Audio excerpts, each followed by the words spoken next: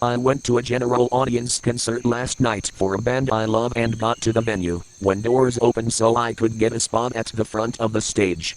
I love live music and do this probably 20 plus times a year. It's worth noting that I am pretty tall for a woman about 6 foot. Last night, I followed my usual routine. During the downtime between the opening and main acts, I can hear two middle-aged women behind me making some pointed, nasty comments and one of them kept kicking my shoes. Then she grabbed my shoulder and told me that I need to move. I asked her why. She told me I needed to let her and her friend have my spot, because I'm too tall. I told them both that, if they wanted to be in the front, they should have gotten to the venue earlier like the rest of us in the front row and that no, I would not be moving.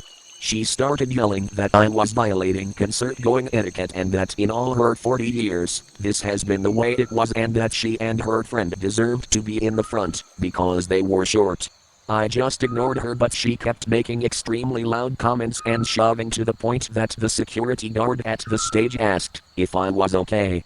I was pissed but wasn't going to engage or let them ruin the show for me. Karma did bite them later though. During one song, the band invites audience members up to the stage. The audience members were selected by the lead singer. They scooted up behind the invitees onto the stage and wooed up and plugging a few chords and got told off by the stage crew a bit. I gave her a huge thumbs up from the audience. I always use the same spoon for my sweeteners in my coffee. Unfortunately this time the spoon was in a bottle of relish. I cleaned it off with a cloth but apparently it wasn't enough. I just put it back into the sweeteners. The employees saw this and kicked me out of the store. I was also told to never come back there again, because they don't want my people there. I kept my stance it wasn't contaminated but I think I might be wrong, as they kicked me out the store. At the moment, at my job, I am a gas station attendant. It's a pretty simple job, as it is. All you do is watch the cars and help people with their transactions and card issues. This happened yesterday at the gas station. My manager and I were just standing around chatting when a customer pulls up behind us to pump their gas. They are in your standard soccer mom SUV. In the passenger seat was a teenage girl probably no older than 14. She had her seat reclined all the way, and her feet on the dashboard. I did not witness the incident directly but I did see the results. As my manager and I were chatting we heard a large thud from behind us. We both turned and noticed in the upper corner of the windshield there was a large spidered crack. At the same time, when I thought oh shit someone's in trouble, the mother burst out screaming. Why the hell did you do that for? Not sure exactly what was said or whatever, but I believe the mother said something and the teen did not like and basically threw a temper tantrum and stopped on the windshield. She spent the next at least 5 to 10 minutes raging at her daughter. When I had to go into the hut for something the teen was bawling her eyes out. The mother was on the phone who I presume was the father telling them what had just happened. Probably another good reason not to have your feet on the dashboard. Editing the title, entitled Stranger Demands Money to Help Him Raise His 4 Kids. Edit 2, I wrote this post with the help of a famous online translator. That's why the title was wrong. This happened to me female 49 a few years ago and it may not be too crazy, but I find it very amusing. I apologize in advance for any mistakes. English is not my first language. This guy sent me a friend request on Facebook. For context, I'm from Brazil and this guy was from the US, at least that was on his Facebook, and after I accepted the friend request, he sent me a message a few days later. He was the first to get in touch between the two of us. As this happened a long time ago, I won't remember his exact words. So basically he sent me a touching message. He told me that his wife had left him, that he was unemployed and had 4 young kids to raise. Then he told me that he needed $50 or $500 to help him with his kids' expenses and that I should send him the money as soon as possible. I remember my response correctly, I'm sorry, but I don't have all that money to help you. Guy was furious. He sent me a horrible message swearing at me, saying that I didn't know him and that he didn't want my pity, because the money wasn't for charity. Then he had the unmitigated gall to tell me that I should send him the money and demanded that I send him $500. I didn't reply, of course. I removed him from my friends list and blocked him. But before I did that, I took a look at his profile and saw several photos of the guy with his wife and their 4 kids, recent photos, I might add, and they looked like one big happy family. I just found this sub and I think my tale of hitchhiker abusing my kindness might amuse you. So years ago I was driving home and spotted a scruffy looking guy by the roadside with his thumb out. In the UK you don't see this very often, but he was pouring with rain and I felt bad, so I picked him up.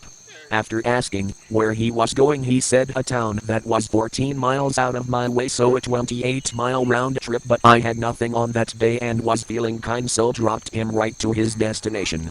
During the drive I told him my name and during the conversation told him what I did and where I worked, etc. Fast forward 2 nights later, I get a call on my mobile pretty late, like 11 p.m. from a landline. Answering it, it was the hitchhiker.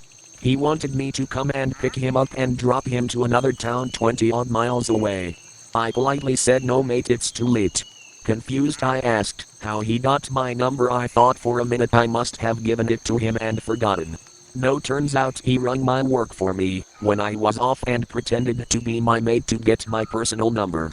Well, this went on for weeks. Every so often he would ring requesting I collect him from miles away. He would always use payphones, so I couldn't even block him from calling. Well, it came to a head when he actually turned up at my work with his dog and requested I drive him to fucking London, which is over 300 miles from where I live. This was when I told him to fuck off and stop contacting me. Luckily that was the last I heard or saw from him. So I request a day off on Mother's Day, to spend time with my mother. I'm planning to get her gifts, even thinking taking her to a restaurant. Couple of Mother's Day, she never gets where she wants to go, cause my stepdad's mother always gets what she wants. Even when my mom wanted to go to Red Lobster, my step-grandmother says no way, that place is gross, why you even want to go there? I want KFC, and we went to KFC. I want me, my mom, and my brother just spend time together and not with my step-family, just us 3. Today I've been searching gifts for her.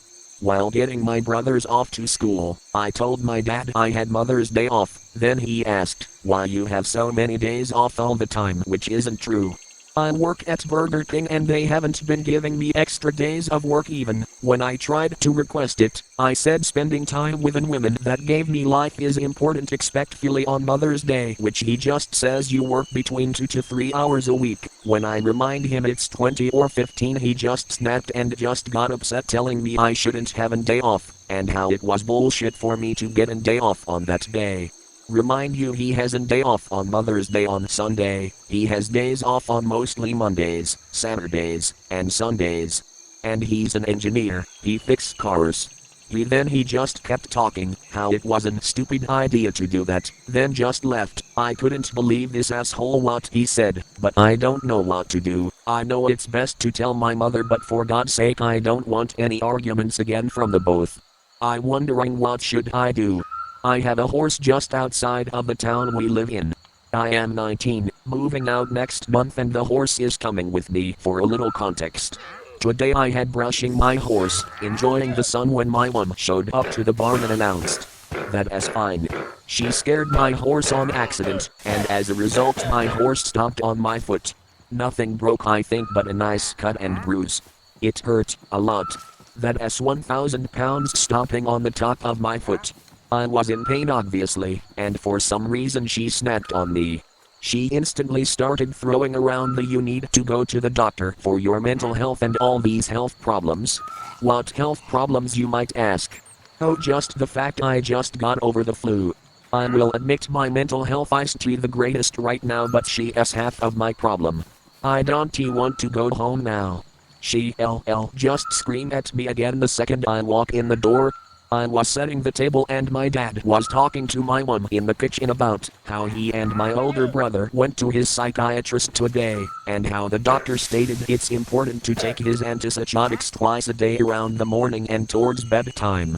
My brother is very lazy and often skips his medication.